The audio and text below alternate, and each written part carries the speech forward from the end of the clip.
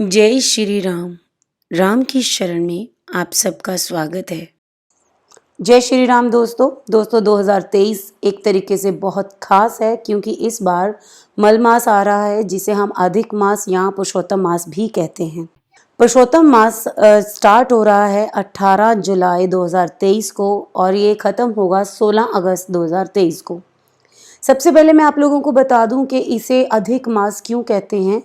अधिक मास हर 3 साल में एक बार आता है। इसे अधिक मास या मल मास इसलिए कहते हैं क्योंकि सूर्य पूरे महीने में अपनी राशि परिवर्तित नहीं करता, जिसकी वजह से ये महीना मलिन हो जाता है, जिसे मल मास कहते हैं। जो बाकी के 12 महीने हैं उनमें से हर एक महीने का स्वामी एक एक देवता है और जो अधिक मास है इसका कोई भी स्वामी देव नहीं था और बाकी सब इसका मजाक उड़ाने लगे।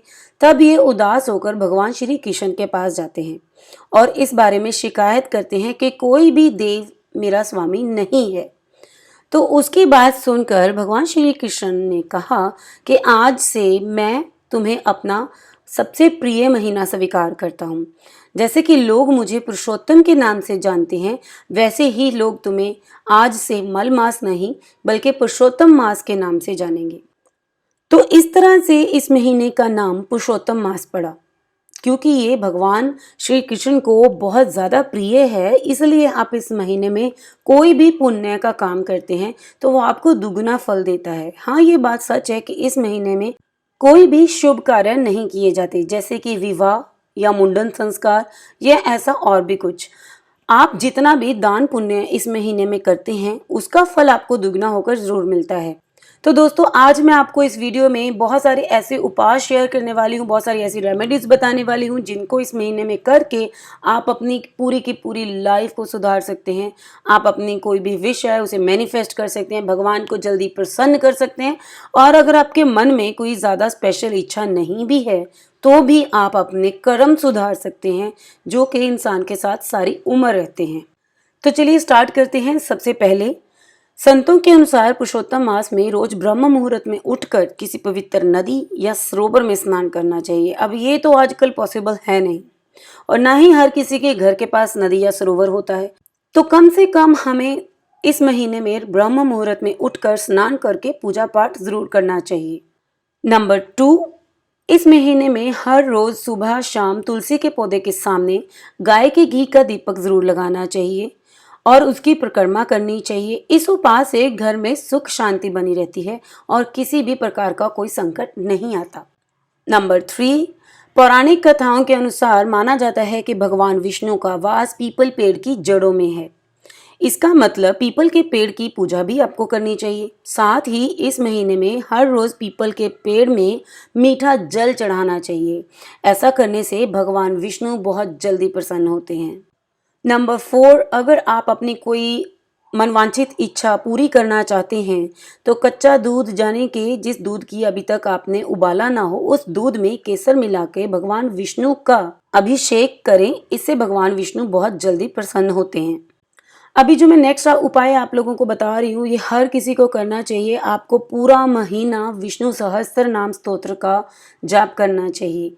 और अगर आपको शुद्ध संस्कृत पढ़नी नहीं आती या आपके पास इतना समय नहीं है तो मैं कहूँगी कि आपको यूट्यूब पे किसी ना किसी वीडियो को प्ले करके अपने घर में विष्णु सहस्त्र नाम स्तोत्र की वाइब्रेशंस को जरूर देना चाहिए। अगर आप ड्राइव कर रहे हैं तो अपनी कार में प्ले कर सकते हैं या किसी एक फिक्स टाइम पे घर पे यूट्यूब पर प्ले करके अपने स्पीकर्स को ऑन करके इसे छोड़ दीजिए। जो इसमें घर का वातावरण पूरी तरह से शुद्ध हो जाएगा और नेगेटिव एनर्जीज भी आपके घर से बाहर रहेंगी।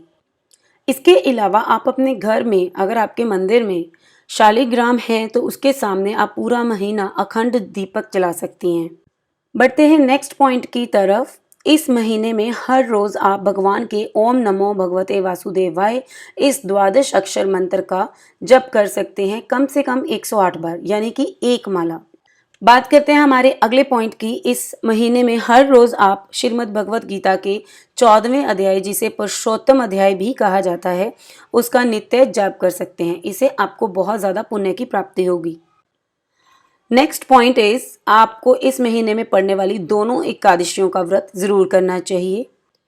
आपको इस महीने में हर रोज सुबह शाम गूगल धूप जलाकर पूरे घर को उसकी धूप से शुद्ध करना चाहिए। इससे आपके घर का वातावरण हमेशा पॉजिटिव बना रहेगा। इसके अलावा पूरा महीना आप गोपी चंदन को घिसकर उसका लेप यानी कि उसका तिलक अपने माथे पर लगा सकते हैं। दोस्तों, जितनी भी मैंने आपको यहाँ पे रेमेडीज़ बताई, उपाय बताए, उसमें से सबसे स्पेशल ये है कि इस महीने में दान का बहुत महत्व है और मैं आप लोगों के साथ 5 ऐसी चीज़ें शेयर करने वाली हूँ जिनका दान करना इस महीने में बहुत ज़्यादा महत्व रखता है। सबसे पहले, भगवान पुरुषोत्तम को यानी विष्णु भगवान को पीले वस्त्र बहुत पसंद हैं, तो आप अपनी क्षमता के अनुसार पीले वस्त्रों का दान करें। आप ज़रूरतमंद को भी दे सकते हैं और मंदिर में भी दान कर सकते हैं। दूसरा, केले, आपको इस महीने में केले का दान ज़्यादातर करना चाहिए। आप वीरवार को भी केले का दान कर सकते हैं। नेक्स्ट, अगर आप इस महीने में बुक्स को डोनेट करते हैं, किसी ज़रूरतमंद बच्चों को देते हैं, किसी संस्था में देते हैं या मंदिरों में देते हैं, तो इससे माँ लक्ष्मी बहुत प्रसन्न होती है। साथ ही साथ आपके बच्चों पर भी माँ सरस्वती की कृपा बनी रहती है। इस महीने में आप नारियल का भी दान कर सकते हैं और आप अपनी क्षमता के अनुसार किसी भी अनाज का दान किसी भी मंदिर में या ज़रूरतमंदों को कर सकते हैं। इसके अलावा आप अधिक मास में पति पत्नी मिलकर अगर चंद्रमा को अर्घ देते हैं तो आपके बीच में कोई भी किसी भी प्रकार की अनबन होती है वो खत्म हो जाती है। वैवाहिक रिश्ते में मिठास आती है। अगर आपकी जॉब में, आपके बिजनेस में किसी प्रकार की प्रॉब्लम आ रही है, मीनिंग आपके करियर में किसी भी प्रकार की अड़चनें आ रही हैं, तो आप अधिक मास की पूर्णमासी को खीर बनाएं, उसमें केसर मिलाएं और उसे माँ लक्ष्मी को भोग लगाएं। इससे आपकी आर्थिक संबंधी जो भी समस्याएं हैं वो खत्म होनी शुरू हो जाएंगी। साथ ही मलमास पूर्णिमा के दिन 11 कौड़ियों को हल्दी का लेप लगाकर देवी लक्ष्मी के सामने रखकर इनकी पूजा करनी चाहिए। पूजा के बाद कौड़ियों को लाल कपड़े में बांधकर तिजोरी या फिर किसी अलमारी में सुरक्षित रख देना चाहिए। ऐसा करने से आर्थिक मामलों में शुभ फल प्राप्त होता है और घर में नेगेटिव जो वेव्स होती हैं वो बाहर निकल जाती हैं। तो कुल मिलाकर अगर हम कहें कि इस महीने में आप जो भी दान करते हैं, पुण्य करते हैं, व्रत करते हैं, उपवास करते हैं या कुछ भी करते हैं, वह आपके लिए शुभदायक होगा, फलदायक होगा। बस आपको इस महीने के हर एक दिन का फ़ायदा उठाना है, इसे अपने भले के लिए, दूसरों के भले के लिए यूज़ करना है, क्योंकि ये मौका आपको अगले 3 साल के बाद मिलेगा। तो उम्मीद करती हूँ कि मेरी इस वीडियो में दी गई जानकारी आप लोगों को पसंद आई होगी, अच्छी लगी होगी और आपने अपनी नोटबुक पर सब कुछ नोट कर लिया होगा। मुझे कमेंट सेक्शन में ज़रूर बताएं कि आपको कैसी वीडियो लगी और कोई ऐसा स्पेशल टॉपिक जिसे आप सुनना चाहते हो तो प्लीज़ मुझे कमेंट करके ज़रूर बताइए।